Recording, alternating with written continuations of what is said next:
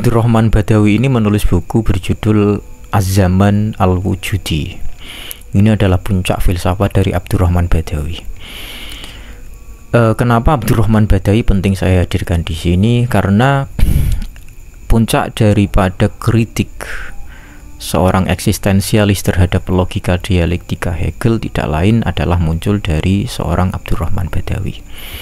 Abdurrahman Badawi menyatakan hal demikian, bahwasanya manusia itu al-wujud an-naqis, wujud yang kurang atau tidak sempurna. Dalam arti apa al-wujud an-naqis ini? Bahwa manusia itu dalam dirinya selalu terdapat dialektika. Jadi Abdurrahman Badawi tetap menyatakan tentang logika dialektis, hanya saja tidak mengawang-awang sebagaimana Hegel. Dia menurunkan tahta logika dialektika Hegel ke dalam dimensi manusia itu sendiri. Maka oleh karenanya dia memunculkan kategori-kategori yang berbeda dari Aristoteles maupun dari Immanuel Kant. Dia memiliki 12 kategori tentang afeksi perasaan manusia. Kita bisa mengatakan bahwa manusia itu memiliki afeksi-afeksi yang tidak bisa dijangkau oleh logika-logika formal. Abdurrahman Badawi menganggap bahwasanya logika formal atau logika Aristoteles dan Immanuel Kant itu hanya cocok untuk benda tak berkesadaran atau bukan subjek. Jika logika ini diterapkan kepada individu yang berjiwa atau memiliki atau bisa dikatakan dia bersubjek, maka logika ini kurang pas karena mengindahkan banyak hal dari dimensi seorang individu. Kemudian sesungguhnya apa kaitan antara logika eksistensialis ini dengan logika yang pernah saya bahas di pertemuan pertama, yaitu logika nubuwah. Saya di sana pernah membahas bahwasanya Nabi Muhammad SAW pernah berdebat dengan orang kafir tentang keesaan Tuhan. Kemudian Nabi Muhammad menyatakan sesuatu yang logis yang kemudian saya namai sebagai logika tamsil atau al-mantiq at-tamsili atau mantiqut tamsil, logika representatif. Nabi Muhammad di sana menjawab bahwasanya Tuhan itu satu, karena jika Tuhan itu banyak maka kehidupan manusia itu akan repot, karena berdasarkan keinginan yang banyak maka manusia harus juga mewujudkan keinginan yang banyak dari Tuhan yang banyak itu sendiri. Ini mungkin saja kalau dinilai dari logika formal sangat tidak masuk akal. Artinya apa? Kenapa kok logika itu melibatkan intuisi atau perasaan atau afeksi?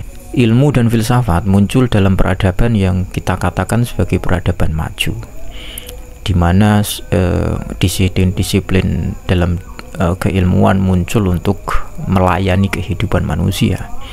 Sementara itu agama memiliki sifat yang perennial. Artinya perennial di sini adalah dia sholihun likulli zamanin wa makanin.